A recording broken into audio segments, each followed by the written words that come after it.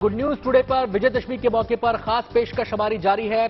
मैं अनंत हूं और मेरे साथ मेरी सहयोगी रंजना भी अब जुड़ चुकी है। रंजना, नमस्कार, बहुत स्वागत है आप सभी का और आप सभी को दशहरे की बहुत शुभकामनाएं। जिस तरीके से देश भर में हर्षोल्लास के साथ दशहरे का पर्व मनाया जा रहा है, अनंत जिस तरीके की तस्वीरें भी लगातार सामने आ रही है, अपने आप में बेहद भव्य वो हैं। भव्य इसलिए भी क्योंकि देश भर में ये आयोजन जो है अब लगभग 2 सालों बाद हो रहे हैं और ये अपने आप में बहुत ज्यादा दिलचस्प है। पटना की तस्वीरें आपको दिखा रहे हैं जहां पर मेघनाथ का वध हो चुका है और अनंत रावण की बस बारी आने वाली है।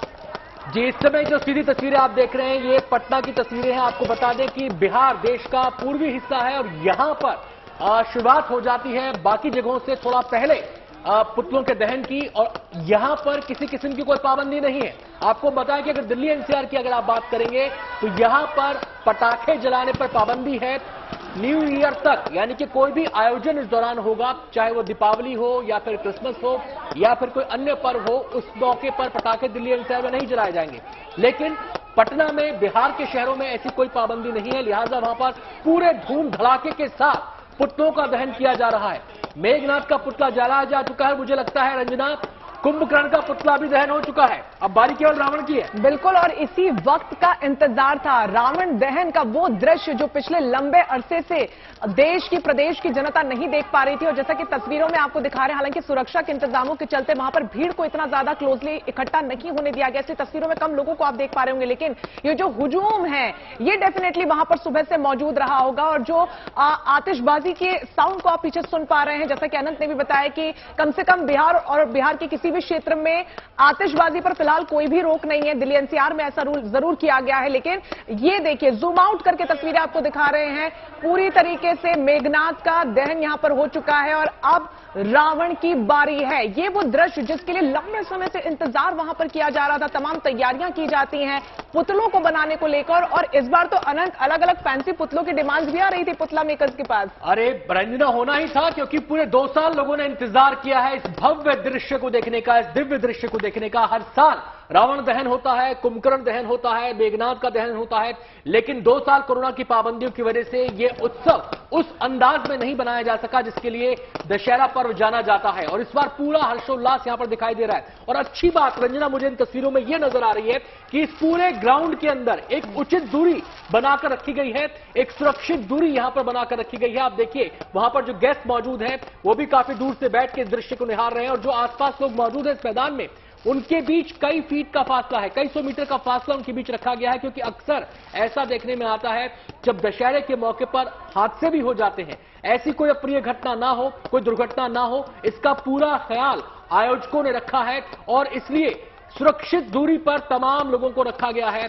और इस समय इन तस्वीरों में आप देख सकते हैं सीएम नीतीश कुमार आपको नजर आ रहे हैं। उनके हाथ में धनुष बाण थमा दिया गया है, यानी कि एक जो रस्म होती है इस मौके पर, जो विशेष अतिथि आते हैं, मुख्य अतिथि आते हैं, उनके जरिए जो एक रस्म अदायगी की जाती है, वो रस्म यहां पर इस समय निभाई जा रही है। और इन तस्वीरों में आप देख सकते हैं सीएम नीतीश कुमार अभी फिलहाल लोगों के बीच हमें नजर नहीं आ रहे, लेकिन इस आयोजन के मुख्य अतिथि सीएम नीतीश कुमार हैं। उनके हाथ में धनुष बाण है और आपको बताएं कि ये जो तीर कमान उनके हाथ में है, यही उनकी पार्टी का चुनाव चिन्ह भी है। बिल्कुल, और देखिए बहुत ही प्रोमिनेंट तरीके से उसको दर्शा भी रहे हैं। हाथ से बस तीर उनकी कमान से बस निकलने ही वाला, ये देखिए निशाना भी पूरी तरीके से साध रहे हैं। और जिस तरीके से राज्य में भी निशाना साधा है वो भी काबिले तारीफ है। और ये देखिए रावण का वध यहां पर हो चुका है। नीचे से आप देख सकते हैं कि आग लगनी शुरू हो चुकी है।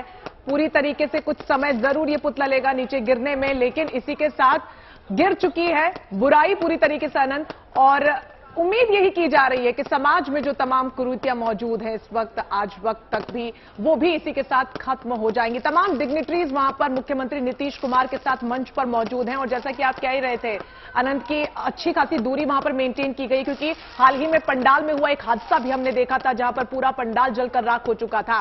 तो ऐसा कुछ ना हो, क्योंकि ये देखिए जिस तरीके से नीचे ये पूरा सामान जलकर जो गिरता है, इसमें बहुत लंबे लंबे ये देखिए लोहे के जो पिलर्स हैं उसे भी लगाया गया है, कई तरीके के पटाखे इसमें इंस्टॉल किए गए हैं। और जो धुआं उठता है उससे भी उम्र दराज जो लोग होते हैं अनंत, उनको समस्या हो सकती है। जी बिल्कुल, और इन्हीं तमाम बातों का ख्याल रखते हुए, और जैसा कि रंजना ने जिक्र भी किया था कि हाल ही में एक हादसा हुआ था, यूपी के भदोही में वह हादसा हुआ था। एक पूजा पंडाल के अंदर अचानक आग लगी थी और यह बात सामने आई थी कि जो सुरक्षा मानक है उनका ध्यान नहीं रखा गया, और उस हादसे के बाद तमाम जो आयोजक हैं इन आयोजनों से जुड़े हुए, चाहे वो पूजा पंडाल से जुड़े हुए हों या फिर दशहरे से जुड़े हुए जो आयोजन हैं उनसे जुड़े आयोजक थे, उन तमाम लोगों ने, हमने देश भर की तस्वीरें आपको दिखाई थी गुड न्यूज टुडे पर कि कैसे एक पूरा का पूरा एक्शन प्लान तैयार किया गया और तमाम जो आयोजक थे, प्रशासन था, वो सतर्क हुआ जिससे कि ऐसा कोई हादसा त्योहार के मौके पर ना हो, रंग में भंग ना पड़े। और इसकी एक तस्वीर यहां पर देख सकते हैं आप, बाकायदा बैरिकेटिंग की गई है, यहां पर पूरी बाउंड्री वॉल पर बल्लियां लगा दी गई हैं और लोगों को एक उचित दूरी पर रखा गया है। और इस दूरी को तय करते समय इस बात का पूरा ख्याल रखा गया कि जो रावण की ऊंचाई है वो इतनी, अगर वो रावण नीचे गिरता है जलने के बाद तो वो लोगों से उचित दूरी पर ही गिरे। फिलहाल ये 4 तस्वीरें आज पर्व से जुड़ी हुई आपके सामने हैं। पहली तस्वीर में आप देख सकते हैं कुल्लू में, जो कुल्लू दशहरा महोत्सव है उसमें पीएम मोदी शिरकत कर रहे हैं। रघुनाथ भगवान जी का रथ खींचने की तस्वीर भी थोड़ी देर में सामने आने वाली है। 372 साल पुराना कुल्लू दशहरे महोत्सव का इतिहास, और 2 साल के बाद यहां पर भी भव्य आयोजन हुआ है। पूरे 2 साल कोरोना की पाबंदियों के कारण इसका आयोजन नहीं हो पाया था। तमाम तरह के उत्सवों पर पाबंदी वहां पर लगी हुई थी और कुल्लू दशहरा महोत्सव के बराबर में ही आप तस्वीर देख पा रहे हैं, भव्य दिव्य तस्वीर है ये मैसूर दशहरा महोत्सव की, जहां पर हाथी सजे धजे उनकी परेड हो रही है, उनकी शोभा यात्रा निकल रही है। और इन हाथियों पर हम आपको बताएं कि 7.5 किलो सोने का हौदा एक लगाया जाता है जिस पर चामुंडेश्वरी देवी की प्रतिमा स्थापित की जाती है और पूरे मैसूर को जगमग किया जाता है। लेकिन फिलहाल ये फुल फ्रेम में तस्वीर आपके सामने पटना की, जहां पर अब से कुछ देर पहले मेघनाथ का पुतला दहन हुआ और उसके बाद रावण के पुतले का दहन किया गया। थोड़ी ही देर पहले सीएम नीतीश कुमार ने कमान से तीर छोड़कर एक संकेत दिया और उसके बाद पुतले का दहन शुरू हो गया। रंजना।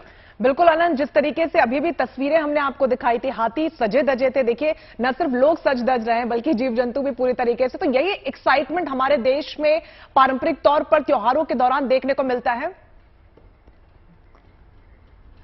तो ये पटना की सीधी तस्वीरें इस वक्त आपको दिखा रहे हैं और ये देखिए, ये जो विजुअल अभी अभी हमने आपको दिखाए थे, जो तमाम डिग्निटरीज मुख्यमंत्री नीतीश कुमार के साथ मौजूद हैं, सभी ने धनुष अपने हाथ में लिया और जो परंपरा है, और देश भर से ऐसी तस्वीरें लगातार सामने आती रहेंगी और जीएनटी पर हम आपको दिखाते रहेंगे जहां पर अलग अलग क्षेत्रों में इसी परंपरा से रावण का दहन किया जाता है।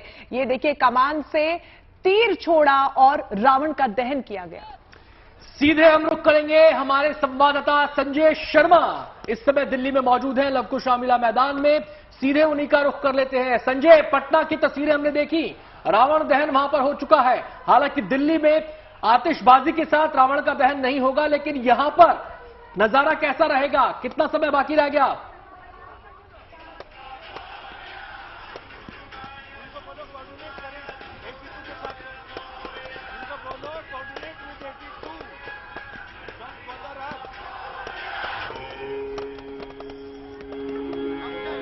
संजय, आपको आवाज मिल रही है?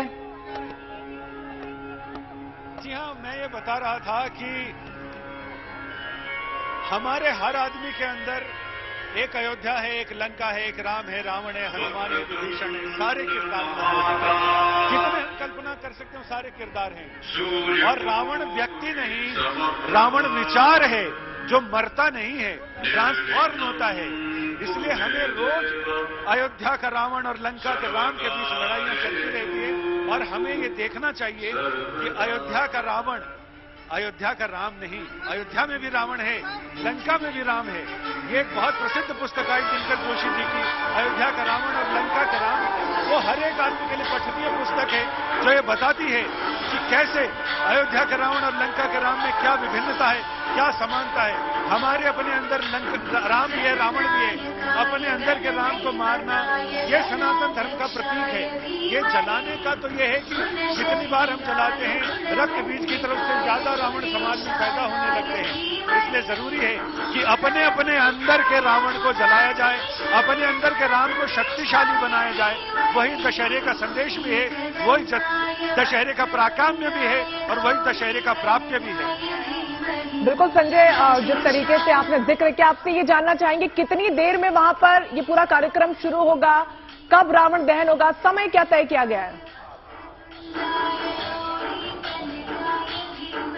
इनको बोलो कि अब जीएनटी चलिए पीछे चूंकि बहुत बैकग्राउंड नॉइज है, संजय तक आवाज नहीं पहुंच पा रही है। संजय, आपका दोबारा से रुख करेंगे। पटना की तस्वीरें लगातार हम आपको दिखा रहे हैं। जो रावण दहन की जो प्रक्रिया थी वो पूरी हो चुकी है। खास मेहमान हमारे साथ मौजूद हैं, प्रतीक जी हमारे साथ बने हुए हैं, भावना जी भी हमारे साथ बनी हुई हैं। भावना जी, मैं आपसे समझना चाहूंगी, जिस तरीके से हमारे देश में इन त्योहारों को लेकर अपना अपना महत्व है, लेकिन जैसे कि हमारे सहयोगी भी कह रहे थे कि अयोध्या में भी रावण है और लंका में भी राम है, इसको कैसे डिस्कस करेंगे? देखिए, जिस तरीके से हम लगातार देख रहे हैं कि इस दिन को, हम पहले भी डिस्कस कर रहे थे, इस दिन को बुराई पर अच्छाई की जीत के रूप में मनाया जाता है। और विजयदशमी का मतलब हमने समझा कि विजयदशमी क्यों कहा जाता है इस दिन को। तो देखिए, सबसे जरूरी बात है, क्योंकि दुर्गा सप्तशती के पाठ में जो माँ दुर्गा हैं, उनके अलग अलग रूपों ने अलग अलग असुरों का वध किया है। और जो अलग अलग असुर थे वो आज की तारीख में भी हमारे अंदर ही हैं। तो इसका अगर हम डिस्क्रिप्शन समझें तो आज की तारीख में रावण या महिषासुर या अलग अलग असुर, मधु, कैटव, रक्त बीज, ये सभी हमारे अंदर हैं, द्वेष के रूप में, जेलसी के रूप में, ईर्ष्या के रूप में। तो जितनी भी अंदर बुराइयां हैं उसको खत्म करना ही बुराई पर अच्छाई की जीत के रूप में देखा जाता है। अगर हम आज की तारीख की बात करें तो सबसे पहले आज के डेट में लोग बाहर वालों से उम्मीद करते हैं, बाहर वालों की बुराइयों को देखते हैं। उससे पहले सबसे पहले आपको अपने अंदर की बुराइयों को ठीक करना चाहिए, तभी आप सामने वाले से उम्मीद रख सकते हैं कि वो आपके साथ ठीक है या नहीं है। तो इसीलिए राम भी आपके अंदर है, रावण भी आपके अंदर है।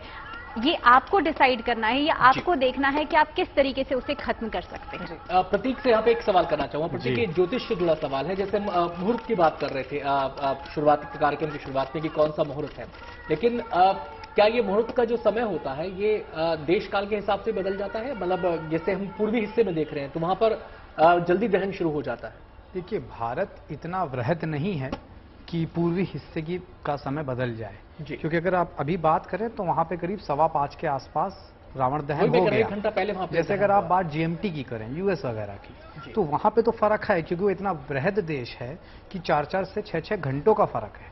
तो भारत में सिर्फ मिनट्स का फर्क है, चाहे आप एक्सट्रीम एंड चले जाएं चाहे एक्सट्रीम साउथ चले जाएं।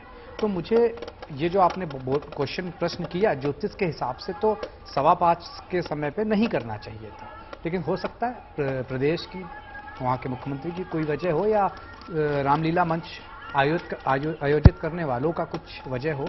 अदरवाइज गोधुली बेला, सूर्यास्त, जब सूर्य अस्त हो गया हो, आसमान में कहीं ना दिख रहे हो, बट उजाला हो, तभी होता है। और उसके बाद से कुछ पहर तक हम कर सकते हैं इसे। तो इस तरह से ये करना, ये थोड़ा समझ से परे है। चलिए, मैं यहाँ पे भावना का रुख करना चाहूँ। भावना, हम बात कर रहे थे कि हमारे जो जितने भी तीज त्योहार हैं उनके अंदर संकेत छुपे हैं, उन संकेतों में संदेश छुपे हैं। और जब हम बात करते हैं आसुरी शक्तियों की, हम बात कर लें चाहे रक्त बीज की, कहते हैं कि एक रक्त बीज के लहू की एक बूंद नीचे गिरती थी तो हजारों से पैदा हो जाते थे। तो ये क्या संकेत दे रहा है? ये क्या बता रहा है, क्या सिखाता है? देखिए, बहुत इंपॉर्टेंट बात है। आज की तारीख में अगर एक हर कोई ना साइकोलॉजी पे काम कर रहा है। आप देखेंगे आजकल हर कोई मेडिटेट करने की कोशिश करता है, अपने अंदर को एक पॉजिटिविटी की तरफ बढ़ने की कोशिश करते हैं। छोटी सी चीज, अगर एक इंसान ओवर थिंक करना शुरू करता है, वो एक चीज एक बार आप एक थॉट दिमाग में आएगा और उससे वो बढ़ता चला जाएगा। दैट मीन्स नेगेटिविटी को आप एक बार दिमाग में लेके आएंगे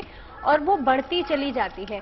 सिमिलरली जब हम रक्त बीज की बात करते थे तो एक बूंद जिस तरह से गिरती थी उससे एक नया असुर पैदा होता चला जाता था। और जिस तरह से जो माँ काली थी उन्होंने जिस विनाश किया था, तो उन्होंने उसी हर एक बूंद को चाट करके अपनी जिह्वा से और उस राक्षस का, उस दैत्य का वध किया था। तो इसीलिए आपको हर एक बूंद जो गिरती जाती है, यानी कि जो इंक्रीजिंग ऑर्डर है उसका, उसी को खत्म करना है, उसका जो एंड पॉइंट है उसी को खत्म करना है, तभी आप अंदर की बुराइयों को खत्म कर सकते हैं। जी प्रतीक, राम जी जोड़ूंगा इस युग में, क्योंकि कलयुग के राजा कहे गए हैं राहु केतु, तो आपको समझना होगा आसुरी शक्ति क्यों हावी है। जैसे कि अभी आप दिखा रहे थे, सर तन से जुदा, इस तरह का कोई किसी ने रावण लखनऊ बनाया, इस तरह की शक्तियों को हमें दमन करना है। तो ये सब क्यों हो रहा है? क्योंकि राहु कलयुग में कहीं ना कहीं राहु का राज है, और खास तौर से Jupiter is planet of expansion, good thing, अच्छी चीजों का expansion. Rahu is also the planet of expansion, wrong thing. मतलब दोनों में आकाश तत्व है, दोनों ही आकाश की तरह विराट हैं, लेकिन एक गलत चीजों का, एक सही चीजों का। और जुपिटर, आप देखते हैं हवन की संख्या कम होती जा रही है। पहले गुरुकुल हुआ करते थे, डेली हवन होते थे, आज की डेट में कहां होता है? क्यों? क्योंकि आसुरी शक्तियों का प्रभाव है। तो इसी वजह से खास तौर से आज की डेट में जो 10 बुराइयां थी, काम, क्रोध, लोभ, मोह, भय, अहंकार, ईर्ष्या, इन सबसे पार पाना आसान नहीं है। बात यहाँ पर हैरान नहीं करती आपको, मतलब मुझे कई बार हैरान करती है। रावण प्रकांड पंडित था, वेदों का ज्ञाता था, परम शिव भक्त था, शिव तांडव स्तोत्र उसने लिखा, ज्योतिषाचार्य भी बहुत बड़ा था, ज्योतिष का भी महाज्ञानी था वो, रावण संहिता उसने लिखी, लेकिन क्या वो अपने ग्रह नक्षत्रों की स्थिति को नहीं समझ पाया? होवे वही जो राम रची राखा। सारी बातों का अंत सारी बातों का अंत ये है। एक अनंत, चीज यहाँ हाँ। और भावना जोड़ूंगा, जी।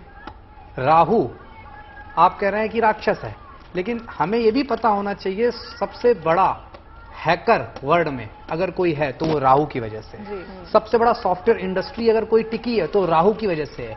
ये जो भारत या देश चल रहा है, ये नीतियां जो बना रहा है, राहु बना रहा है। तो दोनों का पहले समन्वय होता था, खास तौर से सतयुग में, तब भी राहु था, तब भी राक्षसी प्रवृत्तियां थी, कम थी। आज ये विकराल रूप ले चुकी हैं। इसीलिए जब मैं देखता हूं कि हर तरफ राम राम सारा जग बखाने, आदि राम कोई न जाने, समस्या यही है। हमने राम का और रावण के युद्ध से जो सार है वो हम समझ ही नहीं पाए। जो 10 बुराइयां हैं, अगर हम उसमें से 5 बुराइयों पर विजय पा लेते हैं तो मैं कलयुग में कहूंगा वो व्यक्ति कहीं ना कहीं राम हो चुका है। लेकिन आज की डेट में 10 में से 1 पर ही विजय पाना आसान नहीं और दिखता। वैसे भी उस समय की अगर हम बात करें, चाहे हम सतयुग की बात करें या द्वापर युग की बात करें, चाहे रावण हो या कंस हो, हर किसी को पता था कि मेरा जो मोक्ष है वो कहाँ छुपा हुआ है, कौन मेरा अंत करेगा। और आज की डेट में अगर हम देखें तो कलयुग में आपको बहुत ज्यादा भक्ति नहीं करनी, जितनी रावण ने करी थी, जितनी कंस ने करी थी, उतनी भक्ति नहीं करनी। आप सिर्फ भगवान राम का नाम ले ले, वही एक मंत्र रूप में आपको मोक्ष दिला सकता है। लेकिन भावना यहाँ पर समझने वाली बात यह है कि इतना ज्ञान अर्जित करने के बाद भी क्या वजह ऐसी होती है कि अज्ञानता के पर्दे आपके जहन पर पड़ जाते हैं, आपके मन मस्तिष्क पर पड़ जाते हैं, आप वो देख ही नहीं पाते। यही ग्रह कुंडली है। अगर आप एक चाक चक्र, एक चार्ट, एक कुंडली बना के लेके पैदा होते हैं, जैसे कि जब मेघनाथ पैदा हो रहे थे, 11वां घर होता है ज्योतिष शास्त्र में कुंडली के अंदर महत्वाकांक्षा का, लाभ का, सब तरह के गेन का। तो 9 के 9 ग्रहों को रावण ने मेघनाथ जब पैदा हो रहे थे 11वें भाव में बैठा दिया था। कहते हैं 9 ग्रह उसके अनुसार चलते थे। लेकिन जब मेघनाथ का जन्म हुआ तो शनि देव ने अपना एक टांग 12वें भाव में रखी। 12वां भाव होता है नुकसान का, लॉस का, मोक्ष का। तो कहते हैं कि उसी समय रावण ने अपना ब्रह्मास्त्र चलाया, इसी वजह से शनि देव लंगड़े भी हुए। लेकिन 12वें भाव में पाव होने की वजह से जितना रावण ने पाया, आखिर वो सब चला गया, खो और दिया। आज की डेट में भी, कलयुग में भी, हम चाहे राम रहीम की बात कर लें, आसाराम की बात कर लें, इतना बड़ा मतलब फेम हासिल करने के बाद और इतने प्रवचन करने के बाद उनको क्या ज्ञान नहीं था? उनको सब कुछ था, लेकिन स्टिल यहाँ पे एस्ट्रोलॉजी अपना खूबसूरत बात कही। एस्ट्रोलॉजी अपना गेम खेलती है। जब आप आध्यात्मिक होते हैं तो केतु एक्टिवेटेड होता है। लेकिन अगर केतु कभी भी किसी का स्ट्रांग है कहीं पर भी कुंडली में, तो राहु भी स्ट्रांग है। तो हमें समझना होगा, उसके बीच समन्वय बनाना ही कहीं ना कहीं श्री राम के आदर्श हमें सिखाते हैं, जिससे हम बहुत दूर चले जाते हैं। लेकिन प्रतीक जी, इसमें अब चूंकि एक लेमैन की दृष्टि से मैं समझना चाहूंगी, हमें नहीं पता हमारे अंदर फिलहाल क्या एक्टिवेटेड है, कौन सा ग्रह ज्यादा एक्टिव है, कौन सा नहीं है, और बात जब बैलेंस आउट करने की आती है बुराई और अच्छाई की, तो इसे कैसे मेंटेन करके रखा? इसे एक तो बहुत आसानी से आप समझ सकते हैं, चाहे अपने बच्चे हों, चाहे आपके पार्टनर्स हों, कि आप किस तरफ हैं। आप नॉनवेज, वाइन, मतलब जो आसुरी तत्व जिसका प्रयोग ज्यादा करता था उस तरफ है, या आपके साथ जो पार्टनर है या आपका जो बच्चा है वो पढ़ाई लिखाई में फोकस है, रोज सुबह उठ के पूजा करता है। अगर ये सब गुण हैं इस तरफ वाले, तो मतलब सूर्य बृहस्पति स्ट्रांग है, आप में देव गुण है। अगर आप उस तरफ वाले हैं तो कहीं ना कहीं शनि राहु केतु स्ट्रांग है और आप में वो गुण है। इसे लेमैन के टर्म में बड़े आसानी से समझा जा सकता है। आप रात्रि को 2 बजे सोना पसंद करते हैं, सुबह 10 बजे उठना पसंद करते हैं, निश्चित तौर पर राहु एक्टिवेटेड है। बड़े आसानी से समझा जा सकता है। अगर आप वाइन के बगैर रह नहीं सकते हैं, आप नॉनवेज के बगैर रह नहीं सकते हैं, राहु एक्टिवेटेड है।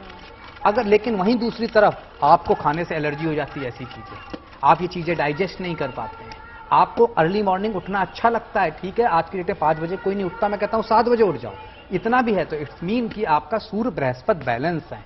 तो ये चीज हमें बड़े आसानी से लक्षणों से भी समझी जा सकती है। लेकिन प्रतीक जी, कहीं ना कहीं ये कॉन्ट्रडिक्ट नहीं करता, जैसे कि भावना जी ने अभी भी कहा, आसाराम का एग्जाम्पल दिया, और तमाम ऐसे कई लोग हैं हमारे देश में जिन्होंने अपना जो जीवन है समाज को अर्पित किया इस तरीके की दिखाया तो कम से कम ऐसा ही, और मोक्ष की प्राप्ति की ओर लोग आगे बढ़ते हैं, संन्यास ले लेते हैं, लेकिन बावजूद उसके इस तरह की खबरें और तस्वीरें सामने आती, कहीं ना कहीं कॉन्ट्रोडिक्शन नहीं समझते इसमें? असल सन्यासी जो होगा वो कभी भी पर्दे पर नहीं आएगा, और जो पर्दे पर आ रहा है इसका मतलब वो असल सन्यासी है ही नहीं।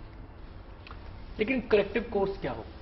हम लगातार ये बात कहते हैं, हर दशहरे पर हम ये बात कहते हैं कि अच्छाई की जीत होगी, बुराई की हार होगी, सत्य की जीत होगी। मैं कहता हूं जो रावण की 10 बुराइयां थी, लोगों का करेक्टिव कोर्स क्या हो? अगर मान लीजिए कोई आदमी महसूस करे कि मेरे अंदर ये दुर्गुण आ रहा है, करेक्टिव कोर्स ये होना चाहिए जैसे कि आपके अंदर ये दुर्गुण आ रहा है, तो आप अपना टारगेट बनाइए भाई कि हमें ये चीज नहीं लेनी है। और मैं कहता हूं आज इकट्ठे 10 बुराइयां आप अपने अंदर दूर मत करिए, नॉट पॉसिबल एट ऑल। आप आज रावण की 10 बुराइयों में से एक बुराई चूज करिए और कहिए अगले दशहरा तक मैं इससे पूर्णतया दूरी बनाए रखूंगा। कहीं ना कहीं अगर जब इस समाज के अंदर ये समझ आ जाएगी तो अगले 10 साल में आप वो भारत देखेंगे जो श्री राम का भारत, देखिए मैं आदि राम का भारत। इसमें ऐड ऑन करना चाहूंगी, भगवत गीता का ज्ञान हम सब जानते हैं और शायद हम सब बार बार उसे सुनते भी हैं, जो लोग सुनते हैं जो उसे फॉलो करते हैं, लेकिन कितने ऐसे लोग होंगे जो उसे इम्प्लीमेंट करते हैं अपनी डे टू डे लाइफ में। आपको अगर मैं ये कह दूं इस पानी के ग्लास में जहर है तो शायद आप उसे 10 बार सोचेंगे पीने के लिए, लेकिन भगवत गीता आपको बार बार ये चीजें सिखाती है कि क्या चीज गलत है और क्या चीज सही है, लेकिन फिर भी हम डे टू डे लाइफ में उसे इम्प्लीमेंट नहीं करते हैं, और बिकॉज ऑफ एक्सटर्नल चीजों की वजह से हम उसे इम्प्लीमेंट नहीं कर पाते। तो इंस्टिंक्ट हम सबके पास होती है कि क्या सही है और क्या गलत है। जैसा कि संजय जी कह रहे थे ना, हर व्यक्ति के अंदर राम है, हर व्यक्ति के अंदर रावण है। जब भी कोई मुझे व्यक्ति कहता ना गुरु जी या ऐसी संज्ञा देता, मैं कहता हूं नहीं, हम सब कलयुगी हैं। हमें यह समझना होगा आपके अंदर भी राम है, उसे जागृत करने की जरूरत है। अगर हम उसे जागृत कर लेते हैं कहीं ना कहीं बुराइयों पर विजय पाते। तो विजयदशमी का पर्व हमारे अंदर की अच्छाइयों बुराइयों के द्वंद्व को भी दिखाता है, और इस द्वंद्व में हमें अच्छाई को ऊपर रखना है, अच्छाई को हमें जीत दिलानी है। इसी विजयदशमी के पर्व पर हमें प्रण करना है। इसको दिखाइए, अब सीधे हम लोग करेंगे चंडीगढ़ का, जहां पर पुतले तैयार हैं, बस दहन का इंतजार है। और इस समय इन तस्वीरों के जरिए आप देख सकते हैं कि जो कलाकार राम और रावण की भूमिका में नजर आ रहे हैं, कोई शिव की भूमिका में है, कोई शिव के रूप में है, तो वहां पर जो लोग मौजूद हैं, जो रावण दहन को देखने के लिए ग्राउंड में पहुंचे हैं, वो उनके साथ सेल्फी ले रहे हैं। बिल्कुल ये खूबसूरत तस्वीरें सामने आ रही हैं, और अनंत यही खूबसूरती है। कोरोना के बाद जैसे लगा था कि रामलीला शायद ही कभी लौटेगी, एक जमाना था जब रामलीला को लेकर जो क्रेज था वो आज भी बरकरार है, और ये अपने आप में बहुत ज्यादा खूबसूरत है। यहाँ पर देखिए, फिर चाहे वो राम का किरदार हो या फिर अन्य जो किरदार हैं वो हो, रावण हो, सबके साथ क्या बच्चे, क्या जवान और क्या बूढ़े, सभी सेल्फी की होड़ में कतार में वहां पर लगे हुए हैं। और ये देखिए, उतनी ही उत्सुकता, उतनी ही खुशी के साथ ये जो तमाम आर्टिस्ट हैं जो इन किरदारों को निभा रहे हैं, वो भी उन सभी लोग जो वहां पर पहुंचे उनका मन रख रहे हैं। और देखिए किस तरीके से हंसी खुशी उनको सेल्फीज भी दे रहे हैं। और दे भी क्यों ना, जो वेशभूषा है अनंत इनकी हूबहू ठीक वैसी ही है जैसा कि शायद हमने इमेजिनेशन में सोचा होगा या फिर टीवी में, फिल्मों में इन किरदारों को देखा होगा। जी बिल्कुल। तो दो तस्वीरें इस समय आपके सामने, एक तरफ दिल्ली की तस्वीर, एक समय दिल्ली की तस्वीर, लवकुश रामलीला के मंच से सीधी तस्वीर आप देख पा रहे हैं। और ये वो दृश्य है जब रावण अपने आखिरी युद्ध के लिए जा रहा है रणभूमि में, और इस रणभूमि में जाने से पहले वो भगवान शिव की स्तुति करता है। लेकिन इस प्रसंग में एक और बात सामने आती है कि जब रावण पूजा करने के लिए जाता है तो शिव भगवान पीठ उन्हें दिखाते हैं, और ये देखकर रावण के जहन में तमाम कौतूहल होते हैं, तमाम सवाल उठते हैं, और वो भी शायद उस समय समझ जाता है कि उसका अंत करीब है। तो ये युद्ध में जाने से पहले की आखिरी पूजा का मंचन इस समय मंच पर हो रहा है लवकुश रामलीला मैदान में। और दूसरी तस्वीर चंडीगढ़ की है जहां पर कलाकारों के साथ लोग सेल्फी ले रहे हैं। आपको हम बता दें कि जब पुतलों का दहन होता है उससे पहले राम रावण संग्राम भी दिखाया जाता है उसी मैदान में जहां पर पुतलों को जलाया जाना होता है। और इस समय चंडीगढ़ की अगर मैं बात करूं तो ये तस्वीरें बता रही हैं कि जो झांकियां पूरे शहर में निकली थी वो झांकी अब पहुंच चुकी है मैदान में। थोड़ी ही देर में रावण दहन यहां पर होगा। सीधे हम रुक करेंगे, संजय शर्मा हमारे साथ जुड़ गए हैं लवकुश रामलीला मैदान से, उनसे हम बातचीत करते हैं। संजय, हम देख पा रहे हैं कि मंच पर इस समय रावण जो है भगवान शिव की पूजा कर रहे हैं, और युद्ध में जाने से पहले ये पूजा अर्चना हो रही है। इस पूजा में जो संवाद जिक्र आता है जो वो करते हैं भगवान शिव से, क्योंकि भगवान शिव उनको पीठ दिखाते हैं, उन्हें दर्शन नहीं देते हैं, इस पर रावण कहता है, इसके बारे में जरा बताएं। से चंद्रहास छूट जाता है और उसके बाद ही रावण को यह लग जाता है, एहसास हो जाता है कि हे मेरे महादेव, क्या मेरी हार निश्चित है? ये तो प्रसंग अब हो चुका है, अब प्रसंग राम रावण युद्ध का है।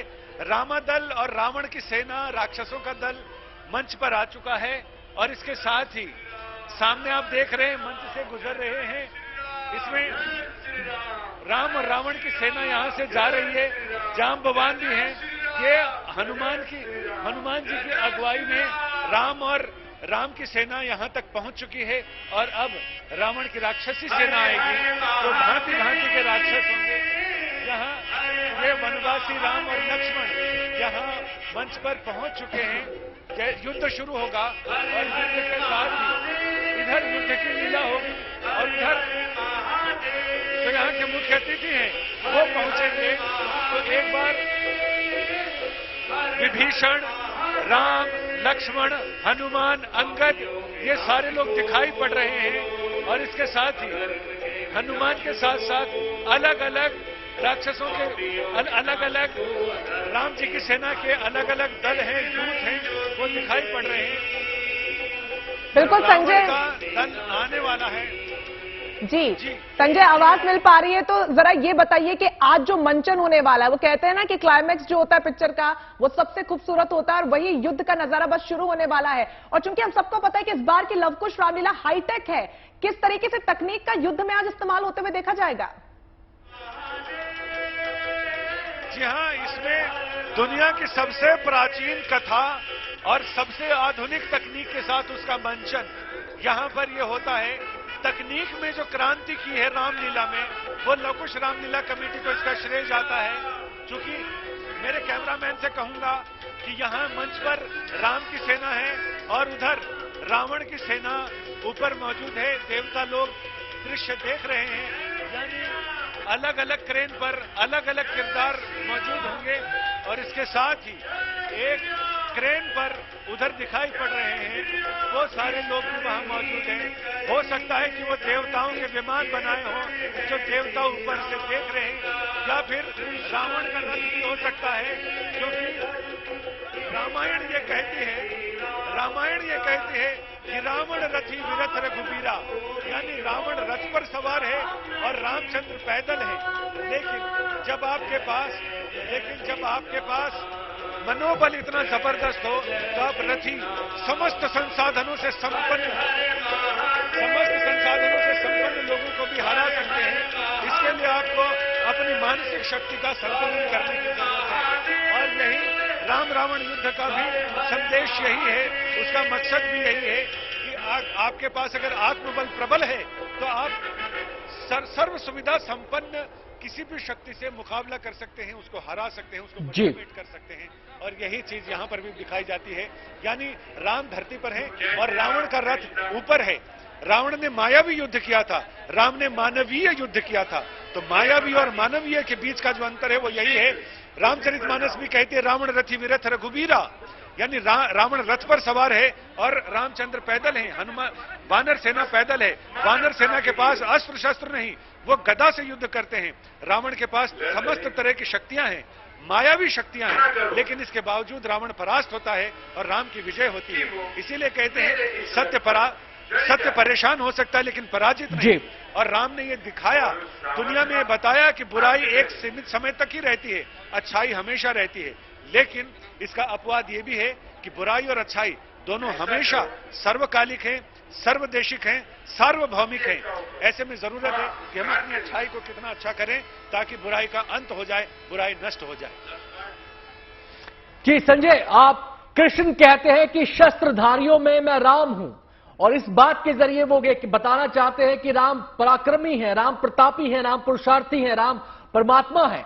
लेकिन उसके बावजूद अपनी शक्ति पर वो हमेशा संयम रखते हैं और यही बात राम और रावण को एकदम अलहदा कर देती है, एकदम जुदा कर देती है, क्योंकि राम अपनी शक्तियों को संयमित रखते हैं जबकि रावण को अपनी शक्तियों का घमंड हो जाता है। देखिए, बल और बुद्धि इन दोनों को नियंत्रित करने के लिए विवेक की जरूरत होती है। राम विवेक संपन्न है और रावण के पास विवेक का अभाव है। रावण के पास ज्ञान भी है, शक्ति भी है, बुद्धि भी है, लेकिन विवेक नहीं है। अच्छे और बुरे को अलग अलग करने की शक्ति नहीं है। रावण वेदों का ज्ञाता वेदज्ञ है, रावण सारी चीजों को समझता है, लेकिन इसके बावजूद जहां विवेक का अभाव हो, इसीलिए कहते हैं कि हनुमान चालीसा भी ये कहती है कि हमें बुद्धि विवेक बल और विज्ञान दीजिए। तो ऐसे में बल बुद्धि विवेक ये सारी चीजें हैं। आपके पास शक्ति है, शक्ति का इस्तेमाल करने का विवेक आपके पास नहीं है तो शक्ति बेकार है। आपके पास बल है, आपके पास बुद्धि है, लेकिन उस विद्या का इस्तेमाल कैसे किया जाए, ये विद्या ऐसी है जैसे दिया सलाई टिप्पी। आप उससे दिया भी जला सकते हैं और आप उससे घर को आग भी लगा सकते हैं, हिंसा भी भड़का सकते हैं। तो ये सारी चीजें हैं जो राम और रावण को अलग करती हैं। विजयादशमी इसी का पर्व है, यही त्योहार है। अगर बीच बीच में याद दिलाने के लिए त्योहार ना रहे तो इन सारी चीजों को स्थापित करने का मौका कहां मिल पाएगा। फिर गुड न्यूज टुडे को ये लाइव करके बताने का मौका कहां मिल पाएगा कि बुराई हमेशा परास्त होती है, अच्छाई हमेशा विजयी होती है। इसलिए सुप्रीम कोर्ट के लोगों में भी लिखा है यतो धर्मस्ततो जयः, जहां धर्म है वहां जय है। और ये युद्ध भी यही बताता है। युद्ध चाहे महाभारत का हो या फिर रामायण में राम और रावण का युद्ध हो, दोनों के बीच यही है कि धर्म की जय होती है, सत्य की विजय होती है, अच्छाई की विजय होती है, भलाई की विजय होती है, ज्ञान की विजय होती है, विवेक की विजय होती है। यही सारी चीजें इस युद्ध की लीला करके भी रामचंद्र अपनी सेना को यही बता रहे हैं कि हमारे पास सत्य का बल है, हमारे पास विवेक का बल है। उनके पास चाहे धन बल हो या उनके पास सोने की लंका हो, लेकिन अगर हमारे पास सत्य का अपना स्वाभिमान हो, अपना आत्मबल मजबूत हो, तो दुनिया का कोई भी बल हमें हरा नहीं सकता। गांधी जी भी यही बात कहते हैं। जी संजय, आप रामायण में जो भी पात्र हैं, चाहे वो राम हो या राम से जुड़े जो भी पात्र हो, वनवास तो सबने ही वहां पर भोगा है। एक प्रकार से राम वनवास में गए, लेकिन उनकी माता कौशल्या भी परेशान नहीं, माता कैकेयी भी परेशान नहीं। और जो कैकेयी मंथरा का संवाद है वो ये है कि कैसे नेगेटिविटी हमारे अंदर हावी होती है, हमें अच्छाई के पथ से भटकाती है। देखिए, जो सत्य के साथ रहा है, जब भी रहा है, जिस समय भी रहा है, वो परेशान तो रहा है। मीरा को भी जहर का प्याला पीना पड़ा और सुकरात को भी। सत्य के साथ जो भी रहा है वो परेशान रहा है, लेकिन वो पराजित नहीं हुआ है। लेकिन बुराई चाहे कितनी भी सुखमय रही हो, लेकिन उसका अंत बहुत बुरी तरह होता है। और अंत ऐसा ही होता है जिसे दुनिया सदियों सदियों तक, सहस्राब्दियों तक याद रखती है। हजारों साल हो गए राम रावण का युद्ध हुए, लेकिन आज भी हम हर साल इस चीज को याद करते हैं और अपने मन को ये बताते हैं।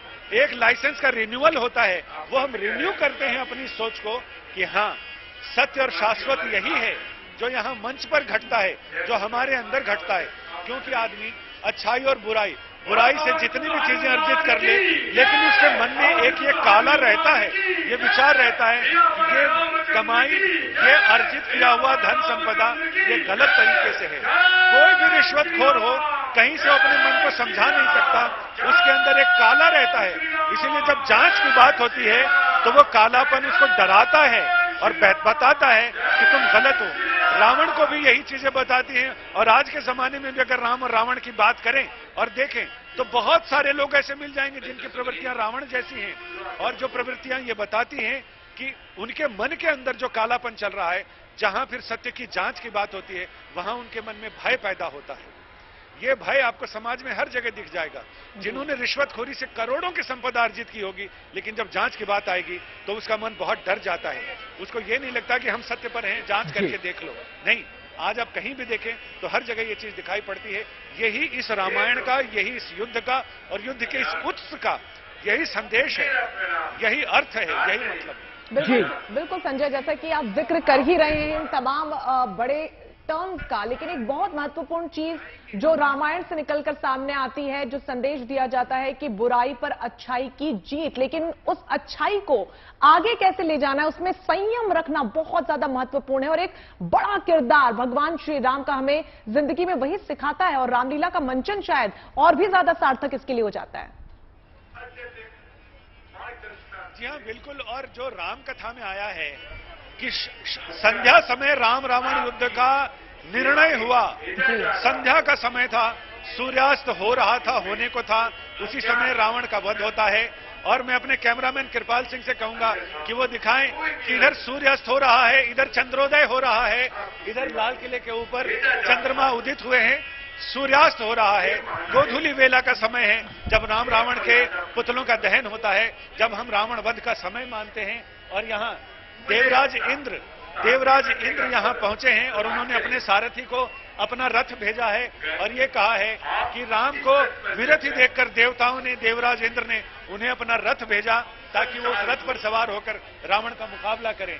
और इधर ये देवता एक विमान लेकर यहाँ आए हैं और वो भगवान राम से आग्रह कर रहे हैं कि वो उनके साथ रथ पर आरूढ़ हों और रावण का विनाश करें। तो अभी फिलहाल ये भगवान राम ने अपनी स्वीकृति दे दी है कि हम अवश्य आपकी इच्छा की पूर्ति करेंगे। और वो अब धीरे धीरे रथ की ओर बढ़ेंगे और एक विमान है जो ट्रेन से बनाया गया है, उधर सामने दिखाई पड़ रहा है। जब रावण यहाँ पर पहुंच चुका है, अपने दक्षिण से आता हुआ रावण नजर आ रहा है और इधर उत्तर की तरफ से राम आ रहे हैं। यानी उत्तर और दक्षिण का यहाँ ये ऊंचाई से राम और रावण का युद्ध होगा। और यहाँ रामलीला कमेटी प्रतीक्षा कर रही है अपने मुख्य अतिथियों की प्रतीक्षा तभी खत्म होगी जब राम और रावण का युद्ध अपने निर्णय पर आ जाएगा। और उसके बाद जैसा कि संजय, आप ये जो संग्राम है, राम रावण का संग्राम जो है, अच्छाई बुराई का ये संग्राम है, अच्छाई बुराई का युद्ध है, ये कहीं ना कहीं हर मनुष्य के द्वंद्व को भी तो दिखा रहा है। जो द्वंद्व आपस में चलता रहता है, उस द्वंद्व का भी तो प्रतीक है, संकेत है इसमें।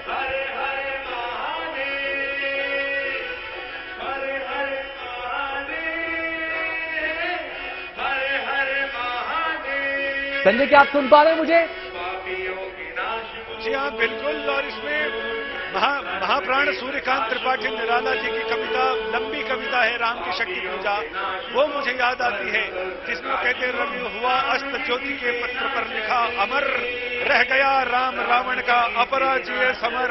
और यही अपराजय समर, लेकिन ये ऐसा समर है जिसका निर्णय होता है और ऐसा निर्णय होता है कि सहस्राब्दियां याद करती हैं उस निर्णय को जिसमें सत्य की विजय होती है। वो भी ऐसे समय जब रावण गति विरथ रघुवीरा, उस समय देवताओं ने अपना विमान भेजा है, अपने सारथी मातली को भेजा है कि आप अपने विमान पर रामचंद्र को सवार करें और उस मायावी युद्ध को जीतने के लिए वैसी ही माया की जरूरत होती है। सठे शाठ्यम समाचरे, यानी 60 लोगों को, दुष्कर लोगों को दुष्कर तरीके से ही साधा जा सकता है।